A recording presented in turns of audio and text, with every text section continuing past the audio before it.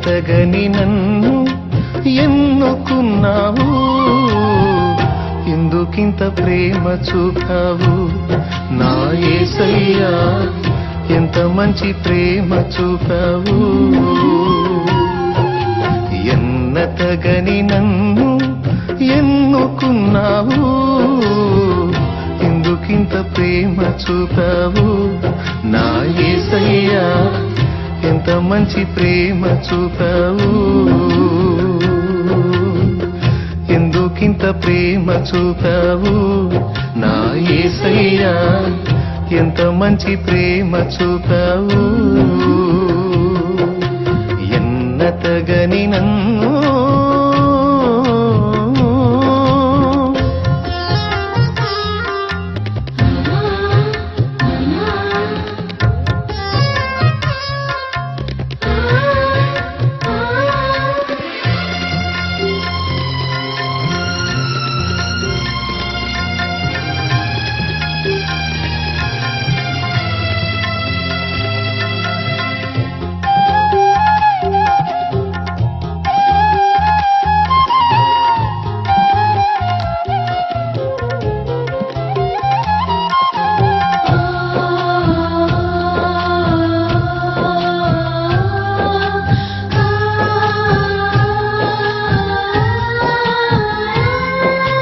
పాపినైన నన్ను నీవు కనికరించినావు, నా పాపములన్నిటిని కడిగి వేసినావు.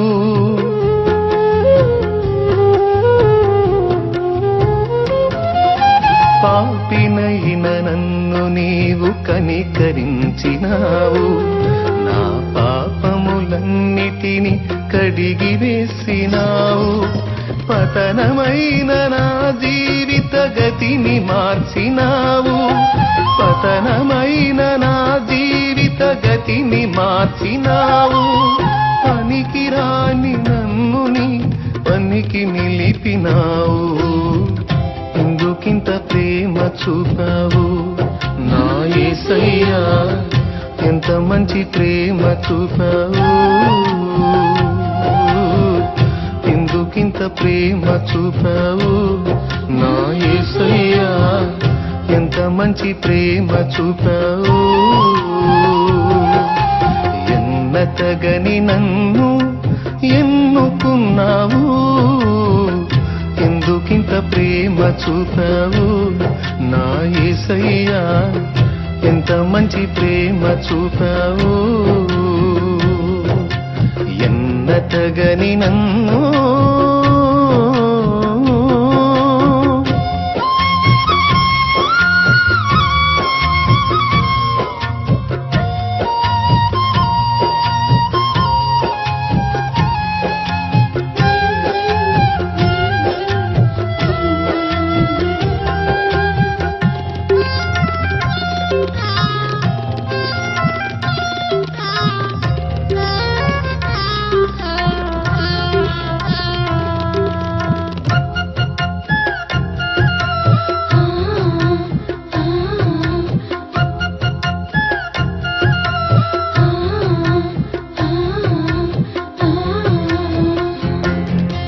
పరలోక పౌరత్వం నాకు నిచ్చినావు, పరిశుద్ధులతో నిలిచే భాగ్యమిచ్చినావు.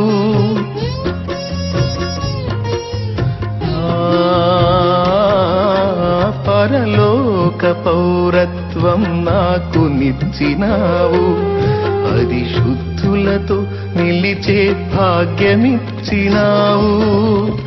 దూతల కందని నీ దివ్యమైన సేవను, దూతల కందని నీ దివ్యమైన సేవను, దుమ్ము ధూళినైన నన్ను చేయనిచ్చినావు. ఎందుకింత ప్రేమ చూపావు నా యేసయ్యా, ఎంత మంచి ప్రేమ చూపావు. ఎందుకింత ప్రేమ చూపావు నా యేసయ్యా, ఎంత మంచి ప్రేమ చూపావు.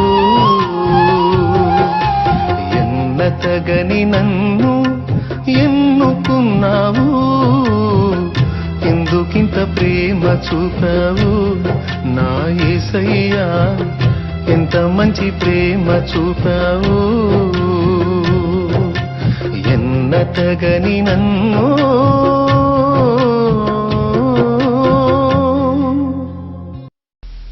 నా ప్రియమైన దేవుని బిడ్డలారా, ఇదిగో ఈరోజు దేవుని ఆత్మ నన్ను ఇక్కడ తీసుకొచ్చి నిలబెట్టాడు. యేసు ప్రభువుని నమ్ముకున్న తర్వాత నా పేరు బాప్తిసం పొందినాక షాలేము రాజు అనేటువంటి పేరు ప్రభువు నాకు ఇచ్చి పిలిచాడు. అంతకు మునుపు నా పేరు వీరయ్య. మా తల్లిదండ్రులు బ్రహ్మంగారి పూజ చాలా మా తాతల నాటి నుంచి కూడా ఆరాధన చేసేవాళ్ళు. ఆ క్రమంలో మేము కూడా అదే పేర్లతో పిలువబడ్డ. మా నాన్న పేరు బ్రహ్మయ్య, నా పేరు బ్రహ్మంగారి బాల్యంలో పెట్టినటువంటి పేరు వీరప్పయ్య అనేది వీరయ్యగా పెట్టారు. అది మా తాత పేరంట. ఆ తరువాత మా బాల్యకాలం చాలా సజావుగా ఆనందంగా సాగింది. చిలకలూరుపేట నరసరావుపేట 20 కిలోమీటర్ల దూరంలో ఉంటుంది. నరసరావుపేటకి ఒక 15 కిలోమీటర్ల దూరంలో ఉన్న చిన్న పల్లెటూరులో మా నాన్న పుట్టి పెరిగాడు. తర్వాత వివాహం అయిన తర్వాత దాదాపు 40 సంవత్సరాల క్రితం ఆ ఊరు నుంచి చిలకలూరుపేటకు వలస వచ్చాడు ఆయన. ఎక్కడికి? చిలకలూరుపేటకి. 40 ఏళ్ల క్రితం. అంటే అప్పుడు మేము ఒట్లా నేషనల్ హైవే, పెద్ద రోడ్డు, జాతీయ రహదారి 5 నంబర్ రోడ్డు. ఆ రోడ్డు ప్రక్కన ఉన్నటువంటి స్థలం గవర్నమెంట్ స్థలంలో చాలా ఆక్రమించి ఆ స్థలంలో 2 ఐటాలు పెట్టి ఇల్లు ఒకటి కట్టి, కట్టడమేమో బిల్డింగ్ ప్లాన్తో పక్క గట్టిగా కట్టి పైన మాత్రం పట్టా రాలేదు కాబట్టి పైన రేకులు వేసాం. గవర్నమెంట్ వాళ్ళు పట్టా ఇచ్చిన తర్వాత స్లాబ్ వేద్దాం అన్నట్టుగా తర్వాత మొత్తం మోడిఫై మార్చుకుందాం అనుకుని ఇల్లు గట్టిగా కట్టుకుని దానిపైన రేకులు వేసాం. అందులో మా జీవితం కొనసాగింది. పాల వ్యాపారం, నెయ్యి వ్యాపారం మాది. చాలా మంది కుటుంబం బాగా పచ్చగా ఉంటే చాలా మంది అనుకునే మాట ఏమిటంటే వాళ్ళకేమయ్యా వాళ్ళ సంసారం 3 పువ్వులు 6 కాయలు అంటారు. కానీ మా ఫ్యామిలీ ఎట్టుందంటే 33 పువ్వులు 66 కాయల్లాగుంది. వారానికి చాలా వేల రూపాయల డబ్బులు మా నాన్న సంపాదిస్తా ఉన్నాడు. 4 అక్కాయిల పెళ్లిళ్ళు అయిపోయినాయి. 5 ఆడపిల్లల్లో ఒక అమ్మాయి పుట్టినప్పుడే చనిపోయింది, కొద్ది కాలం ఉండి చనిపోయింది. 4 ఉన్నారు. ఆ 4 పెళ్లిళ్ళు అయిపోయినాయి. ఆఖరిన నేను, నాకు ముందు మా అన్నయ్య. అయితే మేమిద్దరం లైన్లోకి వచ్చిన తర్వాత, మేము లైన్లోకి వచ్చేటప్పుడు 4 అక్కాయిల పెళ్లిళ్ళు అయిపోయినాయి. అయితే ప్రియులారా, పిల్లలు ఎదిగొచ్చిన తర్వాత తల్లిదండ్రులకు అగచాట్లు తప్పుతాయంటారు పెద్దోళ్ళు. ట్రెండ్ మారింది ఇప్పుడు. పిల్లలు ఎదిగినాకనే తల్లిదండ్రులకు అసలు అగచాట్లు స్టార్ట్ అవుతున్నాయి. స్తోత్రం. అవునంటారా కాదంటారా? ఆస్తులు పొలాలు తాకట్టు పెట్టి అబ్బాయిని చదివించడానికి పూనుకొని చదివిస్తారు. తీరా చదువు మొత్తం అయిపోయి ఒక పెద్ద జాబ్ రాబోయేటప్పుడు మనోడు అడ్రస్ దొరకడం. ఎక్కడ కనపడతాడంటే పోలీస్ స్టేషన్లో కనపడతాడు. పక్కన అమ్మాయి ఉంటుంది. ఎవరు? పోలీస్ స్టేషన్లో ఉండి ఫోన్ చేపిస్తాడు తల్లిదండ్రులకి. చూసావా అయిపోతారు. ఏమిట్రా నువ్వు చేసిన పని? ఉద్యోగం సంపాదిస్తావు, అప్పులు తీరుస్తావు, ఏదో గట్టెక్కిస్తావు అనుకుంటే ఏంట్రా నువ్వు చేసిన పని అంటే, నాకు అమ్మాయి నచ్చింది, నేను అమ్మాయిని పెళ్లి చేసుకుంటానని. ఆడపిల్లలు కూడా తక్కువ తినలా. వెనకటి దినాల్లో పెద్దోళ్ళు చూసినప్పుడు పెళ్లి చేసుకునేవాళ్ళు. ఇప్పుడు అట్లా కాదు, ఓన్ సెలక్షన్. ఎవరికి వాళ్ళే సెలక్షన్ చేసుకుంటున్నారు. ట్రెండ్ మారిపోయింది, భయంకరంగా తయారైంది పబ్లిక్. స్తోత్రం. మీరు ఎవరన్నట్టున్నారా? తల్లిదండ్రులు ఉసురు తగిలిద్ది, జాగ్రత్త. ఏం తగిలిద్ది పిల్లలారా? తల్లిదండ్రులు ఉసురు తగిలిద్ది. అలా చేయకండి ఎవరు కూడా. తల్లిదండ్రులకు విధేయత చూపుట యేసు మనకు చూపిన మాదిరి. శిలువ మీద వేలాడుతూ కూడా ఏమన్నాడు? అమ్మా ఇదిగో నీ కుమారుడు అనే తల్లి బాధ్యత నెరవేర్చిన మహోన్నతుడు ఆయన. బాధ్యతలు ఎరిగినటువంటి వాడు. నిన్ను సృష్టించాడు గనుక నువ్వు పట్టించుకున్నా పట్టించుకోకపోయినా నిన్ను పోషిస్తానే ఉంటాడు ఆయన. బాధ్యత ఎరిగిన వాడు. అయితే మేము లైన్లోకి వచ్చిన తర్వాత మా తల్లిదండ్రులకు హింస స్టార్ట్ అయింది. మా అన్నయ్య కోరిక తీర్చడానికి పొలం అమ్మిన డబ్బులతో టీవీ కొనుక్కొచ్చారు మా వాళ్ళు. తర్వాత మా వాడు చదువు అనుకున్న తర్వాత మా అన్నయ్యని పిల్లగాడి వదిలిపెడితే చెడిపోతాడని పాల వ్యాపారాన్ని పంపించారు. అప్పటిదాకా జనానికి అప్పులు ఇవ్వటమే కానీ మేము అప్పు చేసిన దాఖలాలు లేవు. మా సహోదరుడు మొదలుపెట్టిన తర్వాత చిన్నగా అప్పు స్టార్ట్ అయింది. మేము అప్పు చేయటం మొదలుపెట్టాం. అంటే లాస్ స్టార్ట్ అయింది. తర్వాత పెద్దోడు లాభం లేదని చెప్పి నన్ను లైన్లో పెట్టారు. చిన్నోడు కొంచెం తెలివైనోడు, చురుకైనోడు, వీడు బాగా చేసుకొస్తాడంటే మనం డబల్ తెచ్చాం. దేవునికి స్తోత్రం కలుగును గాక. ఏమిటి? అప్పు, రెండంతల ఆశీర్వాదం అన్నట్టు రెండంతలు తీసుకొచ్చాం. అంత మాత్రమే కాకుండా మాకు పాడి బర్రెలు ఉన్నాయి, చాలా బర్రెలు. అయితే ఒక్కరోజే మొత్తం పోయినాయండి. సినిమా కష్టాలు అంటారే లోకంలో, బైబిల్లోనే ఏబు కష్టాలు. ఎవరన్నా బాధపడుతుంటే దగ్గర చేరి ఏ బడ్డట్టు పడుతున్నావమ్మా అంటారు కదా. అట్లానే ఒక్కొక్కటి అన్ని పోతా ఉంటే మా కుటుంబీకులకు ఒక డౌట్ వచ్చింది. ఏమిటా డౌట్ అంటే, పచ్చగా పాల పొంగులాగా వచ్చే మన సంసారం ఎందుకిట్ట ఇదైపోయింది అని చెప్పని మా వాళ్ళు ఏం మొదలు పెట్టారంటే, మనకెవరో మనం పచ్చగా ఉంటే చూసి ఓర్వలేక మనకెవరో ఏం చేశారు, ఆహా ముందుగానే మన వాళ్ళు అందుకున్నారు, దేవుని స్తోత్రం, చేశారు అనేటువంటి డౌట్తో ఆ చేతబడి తిప్పేసేటువంటి మాంత్రికుల కోసం తిరగని ప్లేస్ లేదు. ఫలానా చోట మంచి మాంత్రికుడు ఉన్నాడంటే ఎంత ఖర్చైనా సరే, అసలుకే అప్పులు అయి ఉన్నాయి, అప్పులు అప్పు అనుకోవటం పోవటం. పోయినోడల్లా ఊరికి ఎందుకు వదిలిపెడతాడు? మెళ్ళ ఒకటి, చేతికి ఒకటి, మొలతాడుకోటి, కాలుకోటి, మొత్తం 4 తగిలించి పంపించేవాళ్ళు. స్తోత్రం. అమ్మ బాగా వినండి అమ్మా, దేవుణ్ణి నమ్ముకున్న వాళ్ళు కూడా చాలా మందికి చేదస్తం ఉంది. బాగా వినండి తల్లులారా. అలాగూ నేను 3 సందర్భాల్లో మీకు సాదాసీదాది కాదు గట్టిగా చేశారు కాబట్టి మీకు ఫలానా ప్లేస్లో మీకు వ్యవహారం చేయాలని చెప్పని ముమ్మారు తీసుకెళ్ళి, ఆ పొలిమేర అంటారు చూడండి, ఊరికి ఆ ఊరికి మధ్యలో ఉంటాయే, అలాంటి దగ్గర తీసుకెళ్ళి ముగ్గు గిగ్గు వేసి భయంకరమైన పనులన్నీ చేసి 3 సార్లు చేశారు. 3 సార్లు చేసినా లేదు, 30 సార్లు చేసినా లేదు, మా బ్రతుకు మారలేదు. కారణం ఏంటో అర్థం కావట్లా. ఇక మా పరిస్థితి వస్తే 4 ఆడపిల్లలు పెళ్లిలో వెళ్ళిపోయారు కదా, ఇంకా ఉన్నది ఎవరు? 4 మేమే. మా అమ్మ, మా నాన్న, నేను, మా 4 అక్కవాళ్ళు దాన్ని అక్కవాళ్ళు వెళ్ళిపోయారు. ఉన్న మేము 4 అయితే 4 ఆటం బాంబులే. కలిసి అన్నం తిందామని చెప్పని అన్నం పెట్టుకుంటాము, అన్నం పూర్తి కాకముందు అక్కడి నుంచి కొట్టుకొని లెగుస్తాం. జరిగేది ఏంటో అర్థం కాదు. ఒక అరగంట అయిన తర్వాత మళ్ళీ మొత్తం ఒక దగ్గర చేరి అసలు ఏం జరుగుతుంది మనకి అని తెగ బాధపడేవాళ్ళం, ఏడ్చుకునేవాళ్ళం. తర్వాత మాంత్రికుల చుట్టూ తిరిగి విసిగి వేసారిన తర్వాత ఇక మాంత్రికులు కాదు అని చెప్పని నిర్ణయానికి వచ్చినప్పుడు అగచాట్లను బట్టి ఇళ్ల పక్క వాళ్ళు భలే ఇస్తారు సలహా. ఏం చర్చి అమ్మా, ఏం పాస్టర్ అమ్మా, ప్రార్థన పోతాను, ఏం తగ్గింది ఏంది, ఒక్కసారి రా, ఆయన ఏందో ఊరకు మొహం చూసి చెబుతాడంట, ఆయన కనపడేట్టు పోతావా ఏంది, గుట్టుకు పోతాం, రాంగ్ ఎందుకు చేస్తామంట.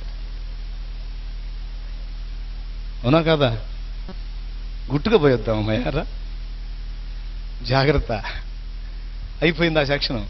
ఈ ఇళ్ల పక్కన వాళ్ళు చేరి ఇంకొక ఐడియా ఇచ్చారు మాకు, మీరేందో చేతబడి బోతబడి అని తిరుగుతారు, అది కాదు, అసలు మీకు వాస్తు దోషం ఉందన్నారు. ఏం దోషం? అప్పుడు ఇక మా పైచం అటు మారి ఇటు పడ్డది. ఇక మేము ఉన్న ఇంటికి వెళ్ళి చూసుకోవడం మొదలు పెట్టాం. ఫలానా చోట మంచి సిద్ధాంతం ఉన్నాడంటే ఎంత ఖర్చు అయినా సరే పోయేది, తీసుకొచ్చేది. ఆయన గారికి అవసరమైతే కారు అయినా పెట్టుకొని తీసుకొచ్చేది. మా పని అయిపోయిందని జనానికి తెలియదు, అడిగిన చోటల్లో అప్పిస్తున్నారు. తీసుకొచ్చి సిద్ధాంతాలు తీసుకొస్తే ఇప్పుడు ఇక్కడ కూడా ఉన్నటువంటి వాళ్ళ కొంతమందికి ఆ వాస్తు విషయంలో ఆలోచన ఉంది.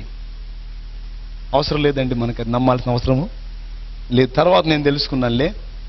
అయితే అప్పటికి మాత్రం వాస్తు దోషం వల్లనే ఇలాంటి దుష్ఫలితాలు వస్తాయని ఆలోచించి సిద్ధాంతం తీసుకొస్తే వచ్చినోడు ఎవరికి ఎందుకు పోతాడు, ఆ కిటికీ ఆడ ఎందుకు పెట్టారు అనేవాడు. ఉండకూడదు అంటే అర్జెంటుగా అది తీసి అది మూసేసేయండి, ఇటు పక్క పగలగొట్టి ఇటు పక్క పెట్టండి అని. ఇంకేం అటు అటు అటు పగలగొట్టి అది ఓడబీకి అది ప్యాక్ చేసి ఇటు పగలగొట్టి ఇటు పెట్టి. మేము అనుకునేది మరి ఇలాంటి తేడాలు ఇంట్లో పెట్టుకొని బాగుండమంటే ఎట్లా బాగుంటుంది అయ్యా, ఇంకా బాగుంటుందంటే చూసుకోండి, ఇంకా తిరిగి ఉండదు. ఆయన ఫీజు ఆయన తీసుకొని పోయేవాడు, మాది మాత్రం ఎప్పటి కాలు ఇట్టిట్టే. దేవునికి స్తోత్రం కలిగిన గాక. ఒకే ఇంటికి 10 మంది సిద్ధాంతులు మీరు తీసుకొని రండి బాబు, 10 రకాలుగా బగల కొట్టించకపోతే నా పేరు తిప్పి పెడతాం మళ్ళీ. ఎందుకంటే అటు బగల కొట్టించాం మా ఇల్లు, ఆ షేప్ మొత్తం మార్చాం, ఆ ఇంటి షేపు. చిన్న గొడవ వస్తే చాలు మా ఇంట్లో టేప్ పట్టుకొని అటు పక్క బట్టి. ఈశాన్యం కరెక్ట్ గానే ఉంది, వాయువ్యం కరెక్ట్ గానే ఉంది, ఆగ్నేయం కరెక్ట్ గానే ఉంది, నైరుతి కరెక్ట్ గానే ఉంది. మనకి దరిద్రం. గొడవ వస్తే చాలు టేపులు పట్టటమే. హింస మామూలు హింస కాదు. దేవుని స్తోత్రం. చివరికి ఈ వాస్తువులతో కూడా విసిగి వేసారిపోయాం ప్రియులారా. ఇక అప్పులు ఇచ్చేవాళ్ళు సర్దుకున్నారు. ఇట్లా సిద్ధాంతులు తెచ్చి తెచ్చి తెచ్చి తెచ్చి మేమే కాదు, మాతో పాటు చిలకలూరుపేటలో చాలా మంది బంగారం లాంటి బిల్డింగులు పగలగొట్టి, అటు పగలగొట్టి ఇటు పగలగొట్టి శుభ్రంగా ప్లాట్లు అమ్ముకుని పోయారు. ఏమమ్ముకొని, అయ్యా వాస్తు పిచ్చోళ్ళారా జాగ్రత్త, కంటి బాధకి కాళ్ళ మందేస్తే తగ్గదో మాకు తెలియలే ఆ సంగతి. సమస్య అసలు ఏమిటో, ఆ తొలగిపోయే మార్గం ఏంటో మాకు అర్థం కాలేదు. చింత తెచ్చిన పులుపు జావదని యేసు ప్రభు అంటే పడేది కాదు. ఇలానే మంచాలు ఆరు బయట వేసుకుని దేవుని పాటలు వినపడుతున్నా, మాటలు వినపడుతున్నా, తిట్టుకుంటా దూషించుకుంటా ఉండేవాళ్ళం. మా బ్రదర్ అయితే ఇంకో ఘనకార్యం కూడా చేశాడు.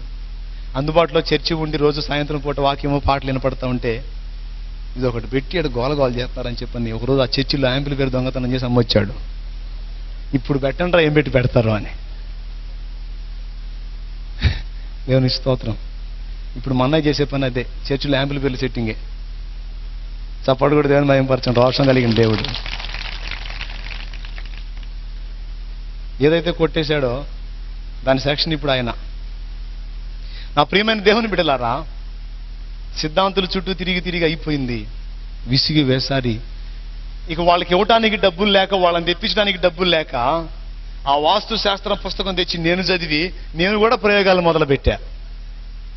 నేను చదివి చెప్పటం, వాళ్ళది షేపులు మార్చటం. పాపం ఎన్ని తిప్పలు పడినా లేదు జవాబు, అయిపోయింది. ఇక మూడో రౌండ్ ఏం చేశామని తెలుసా? ఈ వేదనలు ఎట్లుంటే మా నాన్న మరో కబురు తీసుకొచ్చాడు.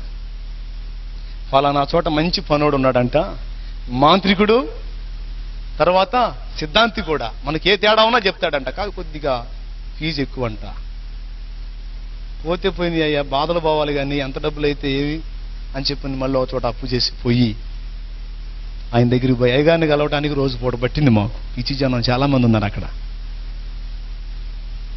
మొత్తానికి ఆయన కలుసుకుని మేము నలుగురు ఆయన ముందు నిలబడితే ఆయన మమ్మల్ని చూసి అసలు ఎట్ట తట్టుకుంటున్నారు మీరు అన్నాడు. ఆ మాట అన్నాడో లేదో ఇక మా మదర్ ఆయన కాళ్ళ మీద పడింది. అయ్యా నువ్వే కాపాడాలి ఆయన అని. ఆయన అంటూ నా దగ్గరికి వచ్చారుగా, తిప్పేస్తా అన్నాడు. ఏంటిది తిప్పేస్తా, ఇంకొండదు అన్నాడు. అప్పుడు ఈ దెబ్బతో మన స్టారు మారిద్ది కాబోలు, ఎక్కడెక్కడ సొమ్మంతా మా ఇంటికి వచ్చేది కాబోలని మేము అనుకున్నాం. విన్నారా? సరే మీకు చేశారులే కానీ వాళ్ళ పేరు చెప్పను, చెబితే మీరు కొట్టుకొని చేస్తారు, చెప్పనులే కానీ మీకు మొత్తానికి చేస్తాను, నేను చేస్తానని కొంత డబ్బు తీసుకుని అందరికీ తలా ఒకటి తగిలిచ్చాడు ఆయన కూడా. తర్వాత మీ ఇంట్లో కూడా నేను వచ్చి సరి చేయాల్సింది కొన్ని ఉన్నాయి, ఒక రోజు నన్ను తీసుకెళ్ళండి వచ్చి సరి చేస్తాను అన్నాడు. ఆయన అన్న మాట ప్రకారం ఒక రోజు తీసుకెళ్ళాం. ఇంట్లో ఏదో మూల వ్యవహారం చేశాడు, అది చేశాడు ఇది చేశాడు, ఆయన దారిని ఆయన పోయాడు. ఇక మీకు బాగుంటుంది చూసుకోండి అన్నాడు. ఎక్కువ డబ్బులు వదిలినాయి కదూ, 4 రోజులు ఓపిక పెట్టాం, బాగానే ఉందిలే అనుకుంటా. తర్వాత మళ్ళీ మొదటికి వచ్చింది వ్యవహారం. మళ్ళీ పోయాం ఆయన దగ్గరికి. అయ్యా తిరిగి తిరిగి విసుగుపుట్టి ఆఖరిగా నీ దగ్గరికి వస్తే మా బ్రతుకు ఏమాత్రం మారలేదు, ఏమిటి మా పరిస్థితి అని చెప్పని దుఃఖపడితే ఆయన అంటాడు, అప్పుడు వినండి, మీకేం మార్పు రాలేదా అన్నాడు. ఏం మార్పు వచ్చింది? ఏం లేదండి, అదే పరిస్థితి మాదంటే. మీకు ఈ 2 కాదు, ఈ 2 స్టడీ చేశాను కానీ మీకు గ్రహదోషం ఉంది అన్నాడు. ఏమిటి గ్రహదోషం ఉంది? ఏ గ్రహం రివర్స్లో ఉంది అర్థం కావట్లేదు, కాబట్టి నవగ్రహ యంత్రం ఇస్తాను 41 రోజు, 7 రకాల దారాలతో ఒత్తి చేసి 5 రకాల నూనెలు కలిపిపోసి అఖండ జ్యోతిలాగా ఆరకుండా వెలిగించండి, మీ ఇంట్లో ఉన్న దరిద్రం మొత్తం పోయి మీరు బాగుపడతారు అన్నాడు. అర్థమైందా? ఎన్ని రకాల దారాలు, ఎన్ని రకాల నూనెలో వేసి చేసేసేయండి, మీకు తిరుగు ఉండదు అన్నాడు. ఈ దెబ్బతో మాకు బాగుపడతామేమో అని చెప్పని ఈ ఎగసాట్లోనే మాకు పెళ్ళిళ్ళు పిల్లలు కూడా. అయితే ఎవరు పూజ చేయాలి ఇప్పుడు? మా కుటుంబం అంతా కూడా.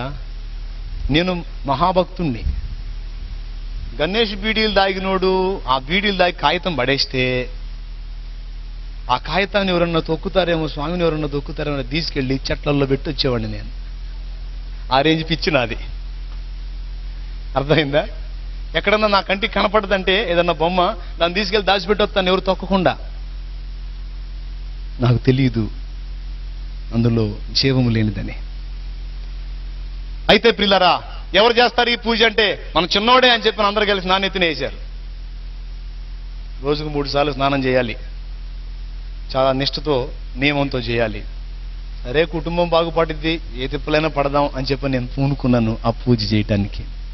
ఆయన ఆవాలు ఇచ్చాడు, ఇంటి చుట్టూ జలమని పూజ చేసి ధూపం ఇంటి నిండా కొట్టేవాడిని. ఇక మా పిచ్చి ఏ రేంజ్కి ముదిరిందంటే, మా ఇంటికి ఎవరన్నా వచ్చి వెళ్ళేటప్పుడు వెనక్కి చూశారంటే అదిరిపోతారు. ఎందుకంటే వాళ్ళు కూర్చున్న స్థలంలో కొన్ని జల్లుతుంటాం మేము. అదురుపోయి ఆ ఇంటికి పోతే ఏందో, నేను కూర్చొని లేచి వచ్చిన కాడ జల్లుతున్నారు, కొంప తీసి నాకు చేస్తున్నారేమని వాళ్ళ భయం. జనం కూడా సర్దుకున్నారు ఎవరు రాకుండా. ప్రియులారా, అంత హింసపడ్డాం. చివరికి 41 రోజు నేను పూజ ఫుల్గా, రోజు ధూపం ఫుల్గా ఇంటి నిండా కొట్టి బయటకు వచ్చేవాడిని. ఆవాలు తీసుకొని ఇంటి చుట్టూ జల్లి, మా ఇంటి పక్కన మా చిన్నమోళ్ళ ఇల్లు ఉంది, ఆ ఇంటి మీద కూడా కాసిన జల్లేవాడిని. నా ఫీలింగ్ ఏంటంటే, వాళ్ళ కొంపలో దరిద్రం ఏమన్నా మా ఇంట్లోకి వస్తుందని నా ఫీలింగ్. ఎందుకంటే మేము బాగా లైన్లో ఉన్నప్పుడే వాళ్ళు దరిద్రంగా ఉన్నారు, మేము డౌన్ అయ్యేటప్పటికి వాళ్ళు బాగా లైన్లోకి వస్తూ ఉన్నారు, బాగా పైసా సంపాదిస్తా. అందుకని వీళ్ళ దరిద్రం ఏమన్నా మాకు వచ్చిందా అని కాసిన వాళ్ళ ఇంటి మీద కూడా జల్లేవాడిని. ఎటకేళ్లకు చెట్ట చివరికి తొట్ట తొదకు 41 రోజు అయిపోయిన తర్వాత ఇక నైట్ కూర్చొని మీటింగ్ వేసుకుంటున్నారు మా వాళ్ళు. మేము మా అమ్మ అంటది, కొంచెం మార్పు వచ్చింది కదూ, పిల్లలు లైన్లో ఉన్నారు, కొంచెం మనకి అంటే మరి నేను చెప్పలేను మనగాడని లెక్క చేస్తారా మీరు నా మాట? ఆయన మనగాడు, లేకపోతే అంతమంది జనం ఎందుకు పోతారు? నిజంగానే గట్టి పనుడే. అంటే మేము కూడా అమాయకులాగా ఫేస్ పెట్టి, నిజంగా మేము మారాం కాబోలు, ఇక మాకు బాగుంటుంది కాబోలని మేము అనుకున్నాం. ఆ రాత్రి ఆనందంగా తిని హాయిగా విశ్రాంతి తీసుకున్నాం. ఒక ఘట్టంలో ఓ తెల్లవారుజామున మా ఇంటి వెనక గోడకి సౌండ్ వస్తుంది, టక్ టక్ టక్ మని. ఏంది సౌండ్ వస్తుందని చెప్పని ఆ తెల్లవారుజామున లేచి బయటికి పోయి చూస్తే, అది ఒక్లేమంటారు కదండి, క్రేను బకెట్ ఎత్తి పట్టుంది పైకి. ఏంది బాబు అంటే, ఈ ఇల్లు రోడ్లోకి వచ్చింది, రోడ్డు పెంచుతున్నాం, మీరు పీకి కుప్ప పెట్టుకుంటారా, మమ్మల్ని కుప్ప పెట్టమంటారా అన్న. కొంపలో దరిద్రం పోయిద్ది, కొంపలో దరిద్రం పోయిద్ది అని చెప్పని నవగ్రహ పూజ చేస్తే అసలు కొంపే పోతుందిలే పేడ వదిలి. ఇంకా చేతబళ్ళు లేవు, వాస్తులు లేవు, గ్రహాలు లేవు, అస్తులు లేవులే. ఇక బాండని చెప్పింది రేకులేకి మొత్తం ఓడ తీసుకొని కుప్ప పెట్టుకున్నాం అక్కడ.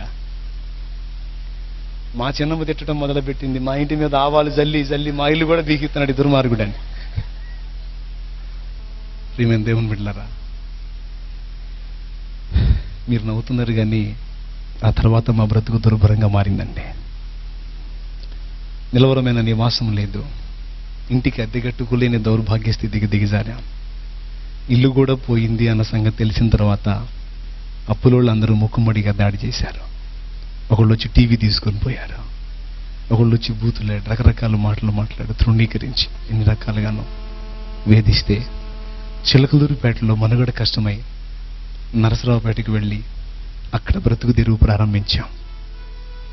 దినమంతా అందరం కష్టపడి డబ్బు సంపాదించిన చేసిన అప్పులకు వడ్డీలకు చాలని పరిస్థితి వచ్చింది. చాలా ఘోరంగా మారిపోయింది. మా పసిబిడ్డలకు పట్టెడన్నం తృప్తిగా పెట్టలేని దౌర్భాగ్య స్థితికి దిగజారాం. అవునండి, అంత మాత్రమే కాదు, పసిపిల్లలకు ఏదన్నా తినిపిద్దామని 10 రూపాయలు కొనుక్కొద్దామన్నా కూడా వడ్డీ వాళ్ళు ఎక్కడ అల్లరి చేస్తారో. అప్పులు ఎంతమందికి ఉన్న మీరు చేతులు ఎత్తండి, అప్పులు ఉన్న వాళ్ళందరూ చేతులు ఎత్తండి, చెప్తా. ఉన్నాయా? మీ అప్పులన్నిటినీ నా ప్రభు యేసు నామమున తొలగించును గాక. ఎందుకంటే వ్యాధుల కంటే కూడా ప్రమాదకరం అప్పండి. అవును, వ్యాధిగ్రస్తుడన్నా కాసేపు కాతే కాసేపు అయినా కనీసం ఆ టాబ్లెట్ వేసుకున్నప్పుడన్నా ప్రశాంతంగా నిద్రపోతాడేమో కానీ అప్పులున్నోడికి మనశ్శాంతి ఉండదు. తిన్నది వంట పట్టదు, ఎక్కడ అవమానపరుస్తారు, ఎక్కడ అల్లరి పాలవుతాను, అభాస పాలవుతానని అల్లాడిపోతుంటారు. మీలో ఎంతమందికి ఉందో లేదు తెలియదు కానీ మేము పడ్డాం. అప్పటిదాకా పూసుకొని రాసుకొని నీ బంధువుని నీ చుట్టానని తిరిగిన వాళ్ళు వరస తప్పేటప్పటికీ ఎవరు రాలేదండి, ఎవరు రాలేదు. వీళ్ళకి కనబడితే ఎక్కడ డబ్బులు అడుగుతారు అని చెప్పని మొఖం చాటేసి తిరగటం మొదలుపెట్టారు. ఈ బాధలో మేము ఉండి అప్పుల చేత ఒక పక్క సతమతం అవుతుంటే పిడుగు లాంటి వార్త మరొకటి 2002వ సంవత్సరం జనవరి 14వ తారీఖున మా 4 అక్కయ్యల్లో 4వ అక్కయ్య, 3 చిన్న చిన్న బిడ్డలు ఆమెకి.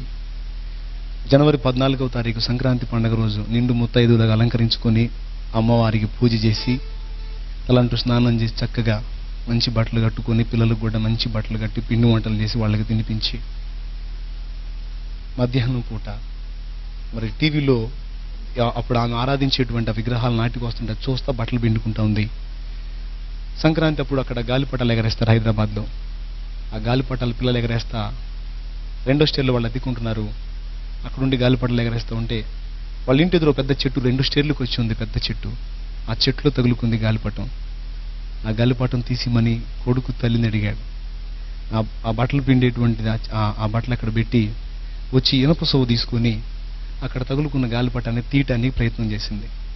ఆ అమ్మాయి చూసుకోలేదు. ఆ చెట్టులోంచి ట్రాన్స్ఫారం నుంచి రైల్వే స్టేషన్కి వెళ్ళేటువంటి కరెంటు తీగలు పెద్దవి 3 ఫేస్ వైర్లు ఉన్నాయి. అమ్మాయి చూసుకోవాలా. 1, 2, 3 అంతే. ఆ తీయటానికి ప్రయత్నం చేసింది. టక్కుమని పట్టేసుకుంది ఆ కరెంటు. 5 అంకెలు లెక్క పెట్టేటప్పటికి ఆ కరెంటు పట్టుకోగానే తన బిడ్డలు చిన్న చిన్న బిడ్డలు కదా వచ్చి పట్టుకుంటారేమని అర్థమైందేమో. ఆ పిల్లలకి వెళ్ళి చెయ్యూపింది దగ్గరికి రావద్దని. 5 అంకెలు చదివేటప్పుడు కింద పడింది. ప్రాణం పోయేటప్పుడు ఆ 3 బిడ్డలకి ఒక్కసారి అట చూసుకుని అమ్మాయి చనిపోయింది. ఆ ఘోరమైనటువంటి పరిస్థితి, పిల్లలు పసిబిడ్డలు కదా, ఆ మరణం మమ్మల్ని ఇంకా కలచివేసింది. మా పసిబిడ్డలకే పట్టడన్నం తృప్తిగా పెట్టలేని పరిస్థితుల్లో మేము ఉంటే ఆ అమ్మాయి మరణం మరొక సమస్యగా మాకు మారింది. ఆ అమ్మాయి చనిపోయిన కొద్ది రోజులకి ఆ అమ్మాయి భర్త కూడా చనిపోయాడు లారీ యాక్సిడెంట్లో. ఆ 3 పిల్లలు అనాథలయ్యారు. వారి బాధ్యత భారం మేమే చూడాల్సి వచ్చింది. ఈ అప్పుల బాధ ఒక పక్కన, కుటుంబ పోషణ ఒక పక్కన సతమతమయ్యే పరిస్థితుల్లో ఒక దినం ముందు మేమందరం కూర్చొని ఒక ఆలోచన చేసుకున్నాం. మీరు నమ్మండి నమ్మకపోండి నిజం, అందరం కలిసి ఆత్మహత్య చేసుకుందాం అనుకున్నాం. మా పసి బిడ్డలతో సహా మనం పోయి బిడ్డలు ఉండకూడదు, వారికి కూడా విషం తినిపించి చంపేద్దాం, మనం కూడా చచ్చిపోదామని నిర్ణయించుకున్నాం. కానీ ఆ టైంలో మా నాన్న అడ్డగించాడు. కష్టాలు కలకాలం ఉండవంటారు, దేవుడు అనేవాడు ఒకడు ఉన్నాడు, ఏదో ఒకనాడు తప్పకుండా మనకు దారి చూపిస్తాడు, తొందరపడకండి, ఒక్క మెట్టు ఆగుదాం అని చెప్పని మా నాన్న ఆటంకపరిచాడు. అప్పుడు ఆలోచన వాళ్ళు వాయిదా వేసుకున్నారు, కానీ నేను మాత్రం వాయిదా వేసుకోలేదండి. నీచం కంటే మరణం మేలు. కాబట్టి అప్పులో చేసినటువంటి అప్పులు తీర్చగలిగే స్తోమత మన దగ్గర లేదు. అంత డబ్బు ఏం చేసి మనం తీసుకొని రాలేము. కాబట్టి వాళ్ళు వచ్చి బజారుకు లాకముందే చచ్చిపోతే బాగుండు, ఎలా చచ్చిపోవాలి? ఒక రాత్రి పండుకొని ఆలోచించుకుంటున్నాను. మధ్యరాత్రి 12:30, 1 గంట అయింది. నా భార్య బిడ్డలు ఆదమర్చి నిద్రపోతా ఉన్నారు అమాయకంగా. నా తల్లిదండ్రులు ఒక పక్క నిద్రపోతా ఉన్నారు. వాళ్ళందరి వైపు చూసి నేను కూర్చొని నేర్చుకుంటున్నాను.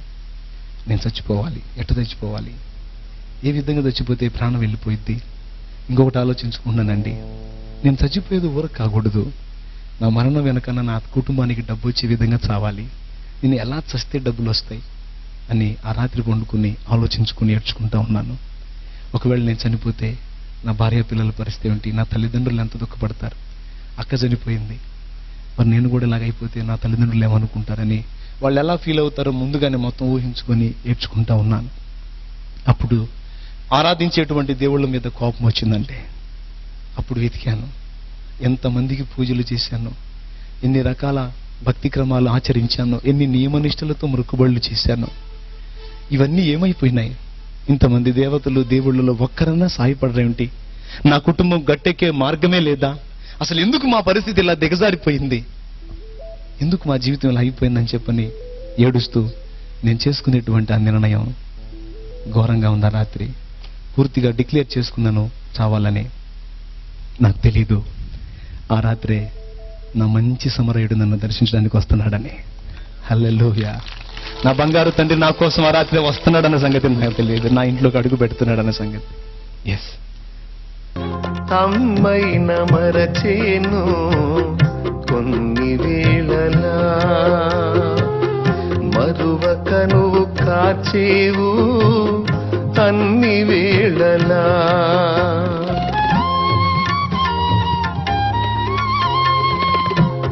అమ్మైన మరచేను కొన్ని వేళలా,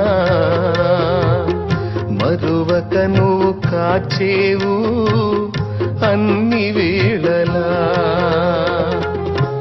నా మంచి స్నేహితుడా మరువలేను నీ ప్రేమ. నా మంచి స్నేహితుడా మరువలేను నీ ప్రేమ. నీ ప్రేమ మరచుట కంటే మరణమే మేలు సుమా. నిన్ను వీడి బ్రతుకుట కంటే మరణమే మేలు సుమా. మరణమే మేలు సుమా. యేసుని అనురాగం నిజమైన మమకారం చూపునా ఎవరైనా ఈ బ్రతుకులో. దొరుకునా ఎందైనా ఈ జగతిలో యేసుని అనురాగం. ఆ రాత్రి దర్శించాడు. నేను ఆరాధించినటువంటి దేవతలను దేవుళ్ళన్నిటిని జ్ఞాపకం చేసుకుని ఒక దేవతన్నా సహాయపడలేదు, ఒక దేవుడన్నా సహాయపడలేదని చాలా దుఃఖపడుతూ ఉన్నాను. పిల్లరా, గిడ్డం బాగా పెంచుకొని జుట్టు పెంచుకొని ఉన్నాను, తిరుపతి వస్తానని. అప్పటికి 5 సార్లు మాల వేసుకున్నాను. 3 సంవత్సరాలు వేసుకునే మాల ఒకే సంవత్సరం వేసుకుంటాను. దేవుడా నా కుటుంబాన్ని గట్టెక్కించమని మొక్కుబడి చేశాను. నా చిన్న బిడ్డలకు పిలకలు దేనికో తెలుసా? తిరుపతికి తీసుకెళ్లి వాళ్ళకు కూడా ఇస్తానని. అంతేకాదు చాలా ఉన్నాయి మొక్కుబళ్ళు. అవన్నీ అక్కడ పెట్టి మొత్తం గుర్తు చేసుకుని ఏడుస్తూ ఉన్నాను. ఆదమర్చి నిద్రపోయాను. తెల్లవారుజాము 4 అది శుక్రవారం దినం నా ప్రభు నన్ను దర్శించాడు. ఒక స్వప్నం ద్వారా ఆయన నాతో మాట్లాడి దర్శించాడు. నేను మెలకువగలిగి లేచి కూర్చుని ఇలాంటి అద్భుత కార్యాన్ని చేయగలిగేది ఎవరు? ఒక అద్భుత కార్యాన్ని నా కళ్ళకు చూపించాడు. అది వివరించడానికి టైం లేదు. అది నా కళ్ళకు చూపించాడు. ఇలాంటి కార్యం చేయగలిగే వాళ్ళు ఎవరు? ఒకవేళ వెంకటేశ్వర స్వామి చేస్తాడేమో. కాదు, బ్రహ్మంగారి పూజ చేస్తున్నాను కదా. అవునండి, ద్వాదశాక్షరి మహామంత్రం అని ఒక పెద్ద మంత్రం ఉంది. 12,008 సార్లు అక్షరం తప్పుపోకుండా, అంకె తప్పుపోకుండా జపిస్తే స్వామి ప్రత్యక్షం అవుతాడంటే రుద్రాక్ష దండాలు ఇచ్చుకొని మెళ్ళ వేసుకుని విభూతి రేఖలు ఒంటి నిండా పెట్టుకుని పద్మాసనం వేసుకొని కూర్చొని ఉపవాసం ఉండి నోటితో అంకెలు తేడా వస్తాయేమని చెప్పి రామకోటిలాగా రాసుకుంటా చదవటం రాయటం. ఆ మంత్రం ఇప్పటికి కూడా గుర్తుంది నాకు. అస్యా శ్రీ వీరబ్రహ్మేంద్ర స్తోత్రస్య మహామంత్రస్య సిద్ధియోగేశ్వర ఋషిభక్తి చంద్ర పరాం జ్యోతి స్వరూపిణి ఓం దేవత లీం కలకం యమధర్మార్థ కామ మోక్ష పరపురుషార్థ చతురార్థ.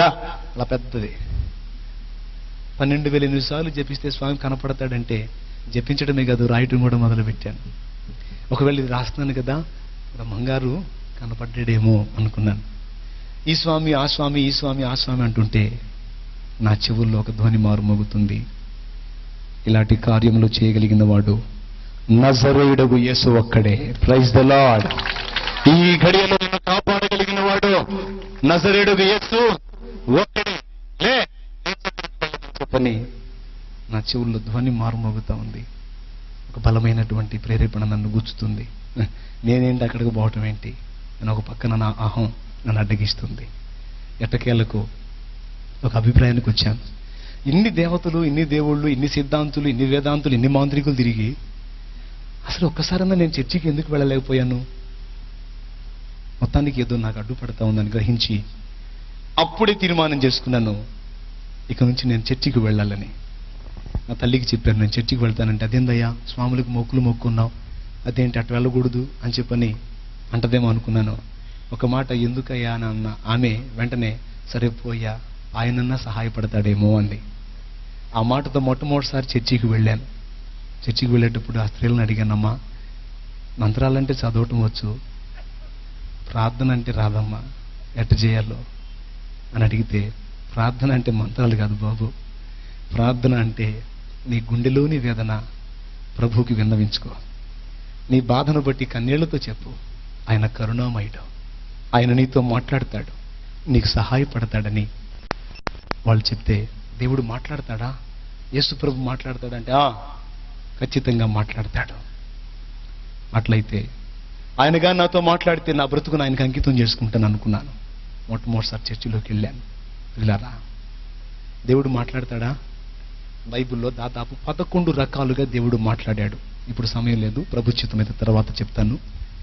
ఆ రోజు నేను దేవాలయంలోకి అడుగుపెట్టిన తర్వాత నాకు తెలియకుండానే భయంకరమైన దుఃఖం నన్ను ఆవరించింది. కుప్పలా కూలిపోయి పెద్దగా ఏడ్చాను. చర్చిలో ఒకటి మాత్రం నాకు బాగా నచ్చింది, మనసారా ఏడవటానికి భలే అవకాశం దొరికింది. ఎందుకంటే అక్కడ ఆల్రెడీ ఉన్నోళ్ళు ఏడుస్తా ప్రార్థన చేస్తున్నాను. ఆ ఏడుపులో నా ఏడుపు కూడా కలిపేశాను, పెద్దగా ఏడ్చాను. ఎంత ఏడ్చానో నాకు తెలియదు. యేసు ప్రభువా, నిన్ను ఘోరంగా తిట్టి అందరాన్ని మాట్లాడిన దౌర్భాగ్యుణ్ణి, చావాలనుకుంటున్నాను, గతి లేక నిన్ను ఆశ్రయించాను. నువ్వు నాకు సహాయపడతావా? నువ్వు మాట్లాడతావంట.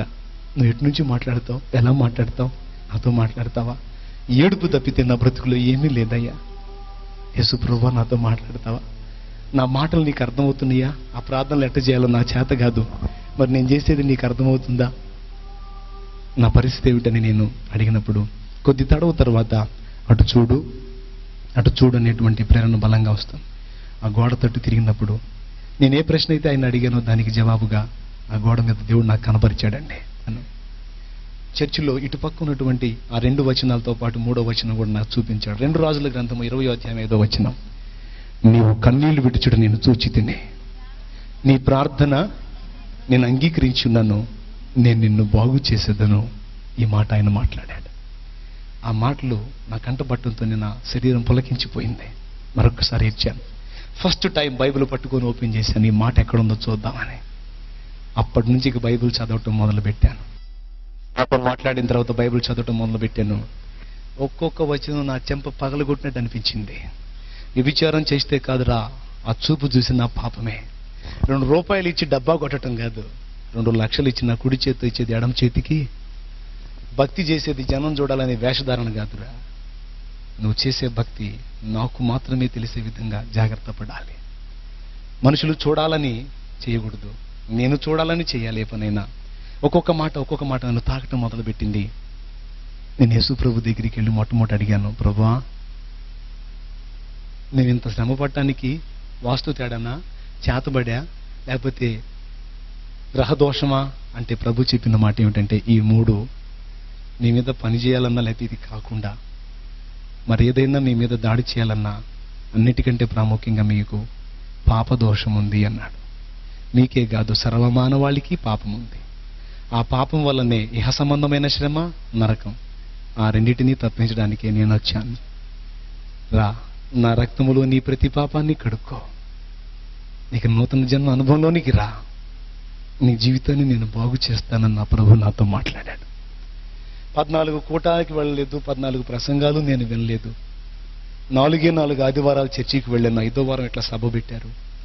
ఆ సభలో పిలుపునిచ్చారు, ఎవరైనా మీ పాపాలు కడుక్కోవటానికి, మారు మనసు పొంది బాప్తీసం పొందడానికి ఎవరైనా సిద్ధంగా ఉన్నారా అంటే, బాబు నేను పొందుతానయ్యాన్ని.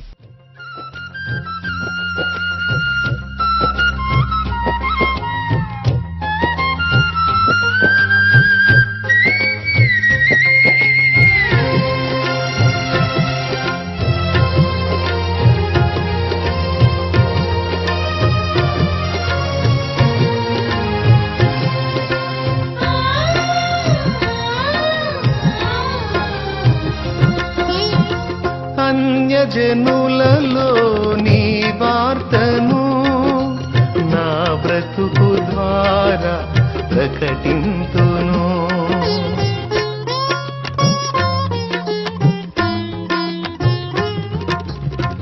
అన్యజనులలో నీ వార్తను నా బ్రతుకు ద్వారా ప్రకటింతును. మాటలు కాక క్రియలతో నేను, మాటలు కాక క్రియలతో నేను నాలో నిన్ను కనపరతును, నాలో నిన్ను కనపరతును. నా ప్రాణం నీవయ్యా, నీ కొరకే నేనయ్యా, నా సర్వం నీవయ్యా, నా ప్రియుడా యేసయ్యా, నా ప్రాణాత్మ శరీరము యేసునికే అంకితం. నా ప్రాణాత్మ శరీరము యేసునికే అంకితం.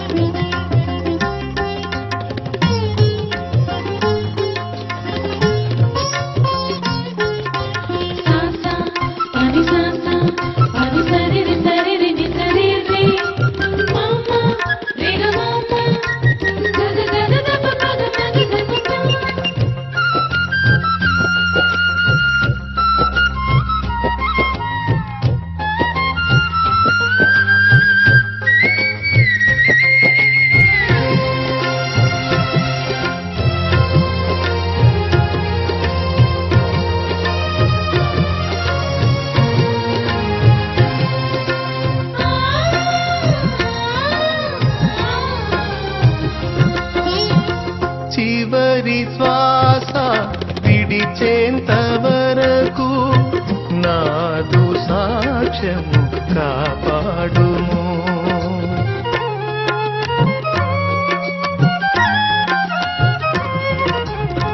చివరి శ్వాస విడిచేంత వరకు నాదు సాక్ష్యము కాపాడుము. సాక్ష్యము చెదరి పోవుట కంటే, సాక్ష్యము చెదరి పోవుట కంటే ముందే మరణము కలిగించుము.